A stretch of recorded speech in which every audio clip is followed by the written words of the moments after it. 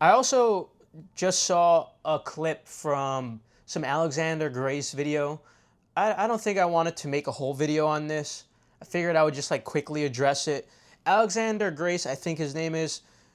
I've always respected the fact that he has a good understanding of evolution and he understands the importance of genetics, but he is there's a lot of gaps in his knowledge, and I think this has to do with his age and the fact that he's been in a relationship for a long time, so he doesn't have that field experience. So I'm not going to knock him too much, but there was one take that really like kind of annoyed me.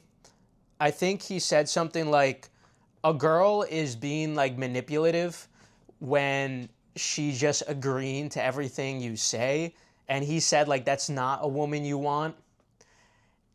And he suggested like you instead want a woman that maybe says, well, actually I disagree with you here, but I'm open-minded to change. No. Is she actually being feminine and agreeable and kind? Is this real, or is she just strategically withholding and hiding her true self until you're trapped, you're invested, and you're in too deep and you can't escape? If you're dating a woman and she has no apparent opinions of her own, she just always agrees with you, that does not necessarily mean that the two of you are compatible. It could just mean that she's manipulating you. It would actually be a lot safer to date a woman who says, I have a different opinion to you on that topic, but I'm very open-minded and I'm happy to hear your perspective and then discuss where mine differs. That's actually not her being argumentative or lacking femininity. She's signaling she's an open-minded person and she's curious in your point of view. And you can feel a little bit safer about the fact that she's clearly claiming her existence. You know, she is a distinct person who has her own perspectives. You know, I'll take that over the chameleon woman who hides her true self and just goes along with everything that you say because she's leading you into a trap. And it sucks. Of course it does, that we can't just be more trusting. You know, it sucks that we have to be vigilant and be on our guard and be suspicious, but that's the world that we're in at the moment, okay? You have to look beneath the surface and consider what people's true motives are. That's how it is now in personality and also in appearance. No. You don't want a woman to disagree with you. I'm sorry, Alexander. When a woman really likes you, when she really likes you, she is literally just going to adopt all of your views. She's going to agree with you on everything you say, no matter what kind of person she is. She's going to, even if she doesn't agree with them, she's going to pretend. Like, whenever I'm on a date with like Skyline recently or Starla, these are pseudonyms by the way, sometimes I'll just like say something retarded and they'll be like, right, and it's just funny like to test because they really do that. But they're smart about it too. Like, you know, if you say something that's inconsistent with something they already agreed with, you know, sometimes it is natural for them to like give a little disagreement, but for the most part, majority speaking, because remember there's nuance here, it's not black and white. For the most part, you want her to just agree to everything you say. And that's not manipulative. That's just her submitting to you. That's really all it is. I don't want a woman who's gonna like try to think for herself and like try to always give counter opinions.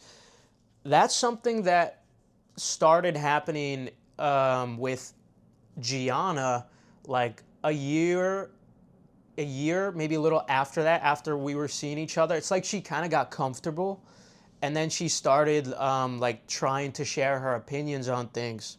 And it's funny how that happens. Like prior to that, she wouldn't risk doing that, but as she got a little more comfortable, then she would start saying like her own opinion on things. And I think I might have even said like, why don't you just shut the fuck up once? And she was like, well, don't you want like a human who thinks for themselves? Like, what do you want me to just be a robot?